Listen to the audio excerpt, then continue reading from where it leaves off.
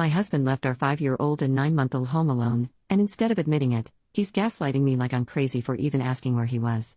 My husband, 43 male, and I, 31 female, have been married for 7 years and have a 5-year-old and a 9-month-old. My husband left our children alone and he refuses to admit to it or tell me where he was.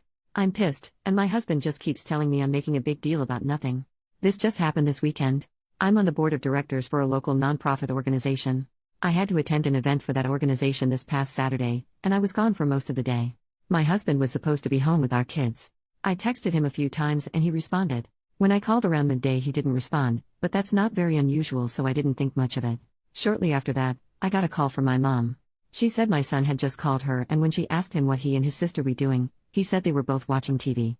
When she asked where their dad was, he said his dad wasn't there. My mom asked him several other questions and from my son's responses she believed he was telling the truth and that my husband wasn't there and that there was no adult there at all. She said he didn't seem scared to be alone or worries about where his dad was at. He just called her to chat. He has a tablet designed for children, with pre-programmed contacts that he can call.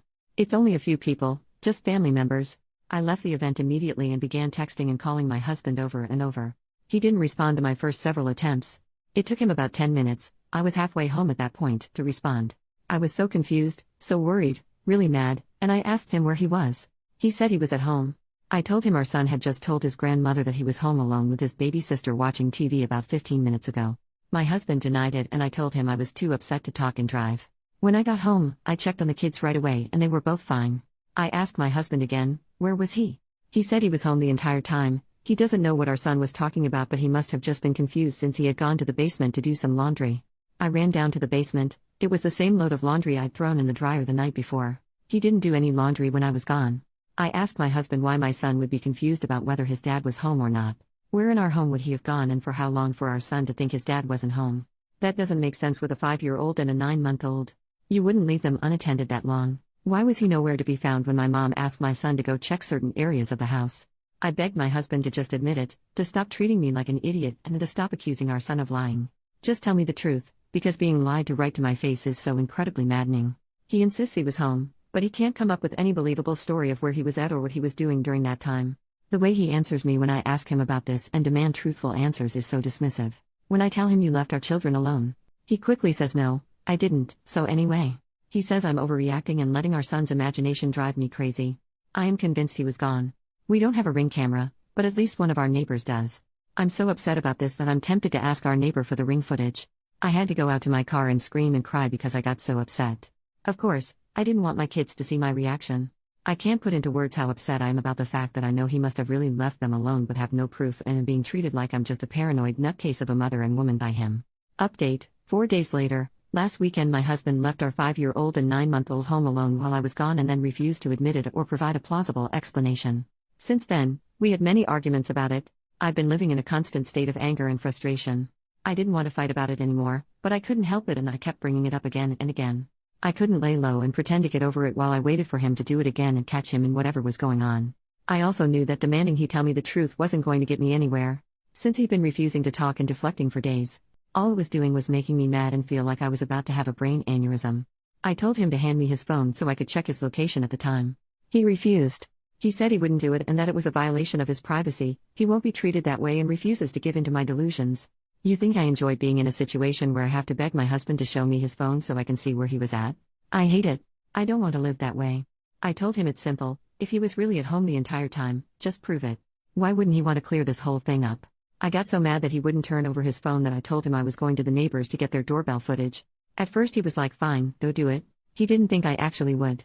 He knows I don't like to air drama to others so he probably figured I'd just swallow all of this crap he's been giving me. Luckily, I was totally being driven by anger at this point, so nothing was going to stop me from going to the neighbors.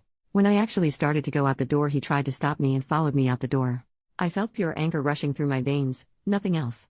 The neighbor, who I've probably said less than 10 words to in the entire time we've lived here, told me he'd send me the footage. I went home, told my husband that the neighbor didn't have the footage from that day anymore, and told him I just needed to go to the store and cool off. So I put the kids in the car and went and parked somewhere while I waited for the neighbor to send me the footage. I have the neighbor's number now too, and he told me if I need any more footage he will be happy to give it to me. The video shows a blue car that I don't recognize show up and park in our driveway. A blonde woman gets out of the car and goes towards my house. She walks on the outside of our garage toward the gate leading to our backyard. The gate is too far back and out of the way to be seen on the doorbell footage. She in her car was there for 23 minutes. Imagine that. The car leaves right around the time that my husband called me to say he was home and had been home the entire time, as I was rushing home in a panic and calling him over and over. One of two possibilities as to where they went. She either came in through the side door of the house, which does provide direct access to the basement, or, and what I think is more likely, is that they were in the backmost area of our yard, which is a gated pool area. Immediately behind our house is a grass lawn, then you step down a few steps and we have a patio, and then there is a fully gated area where the pool is. It's not like you think of when you picture a gated pool. It's a full, 6 feet wood fence all the way around, plus even taller landscaping for added privacy. You can't see into the area at all unless you're inside.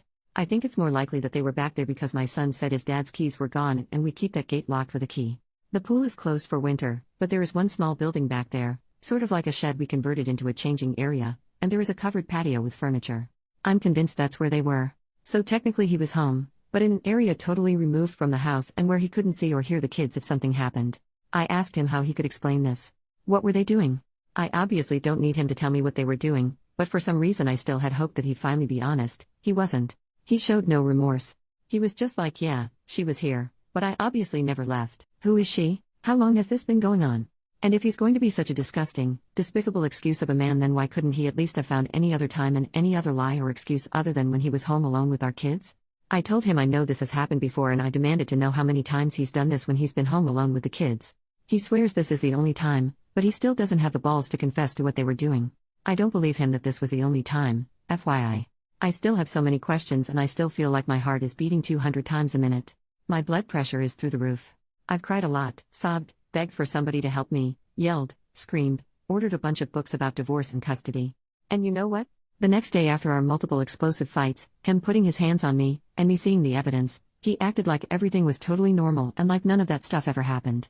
I woke up still seething, exhausted, broken, and he's acting like everything is totally back to normal. He said he was ordering breakfast to be delivered from our favorite breakfast place. He asked if I wanted to go to the store together later and try this new recipe for chili tonight.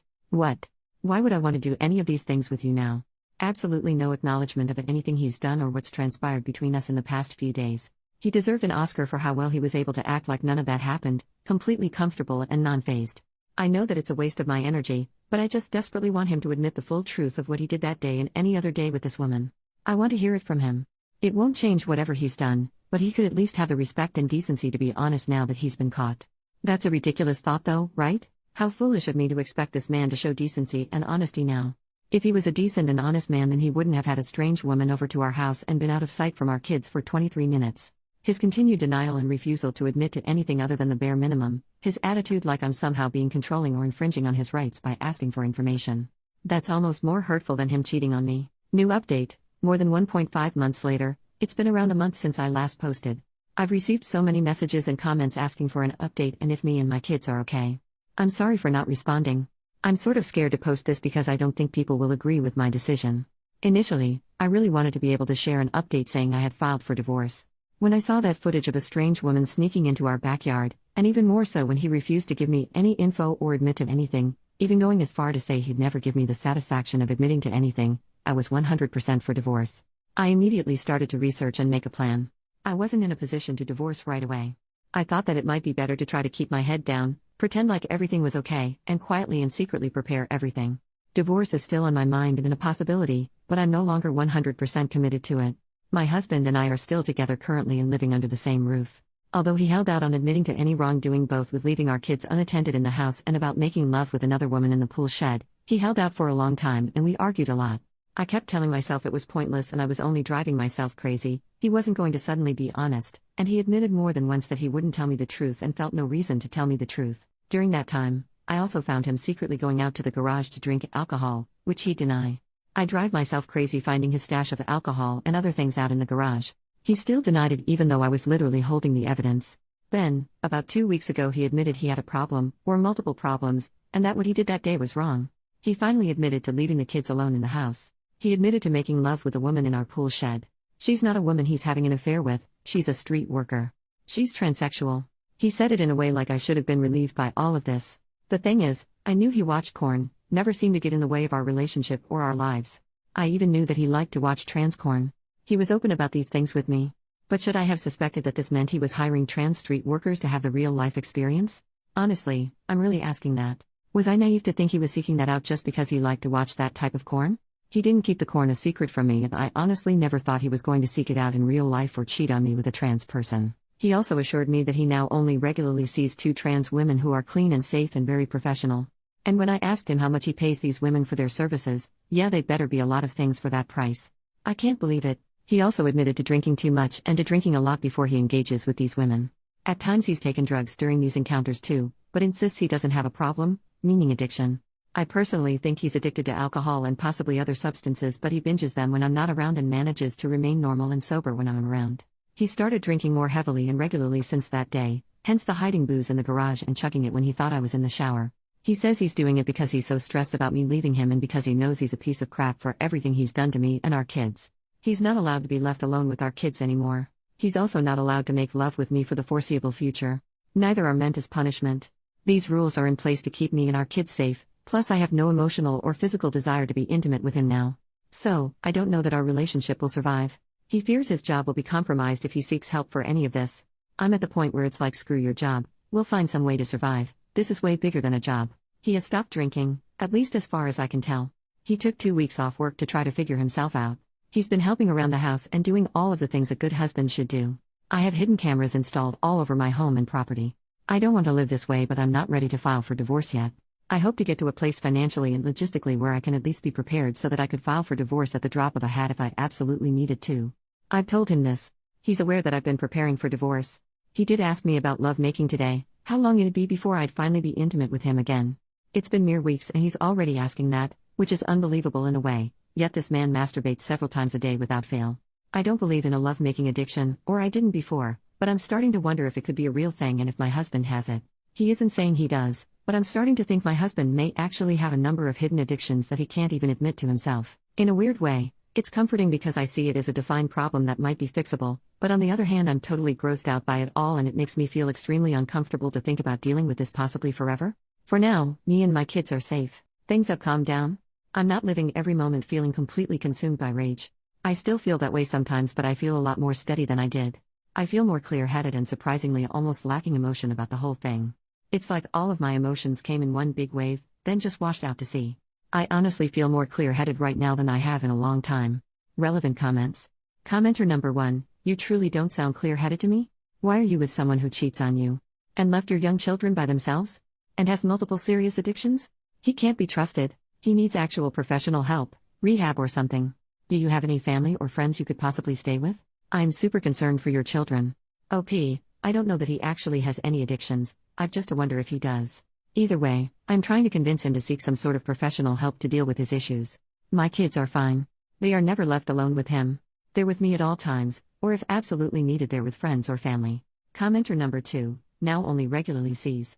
OP, so he's cheating on you and you're okay with it? Get yourself tested for STDs, separate your finances, and keep building up that plan to leave for the day you, hopefully, come to your senses and stop teaching your kids they don't need to be faithful in a relationship or that it's completely normal and acceptable to be cheated on and lied to. OP, the way I worded it makes it sound like it's ongoing presently right now. When he confessed this all to me a few weeks ago, he said he had only been seeing the same 2 workers that he knew and trusted. He had been with other ones before them, but decided it was safer to stick to his 2 favorites. That's even the word he used. His favorites. He looked at me with a straight face and said that. But he's not supposed to be doing anything with any workers anymore. Commenter number 3, how on earth are you safe if you're still living with him? Honey, I grew up with an alcoholic father. No way in hell is your husband going to stay sober. You and your kids aren't safe. OP, I don't know that he's an alcoholic. I mean, he's sober most of the time and drinking doesn't get in the way of his work or anything like that.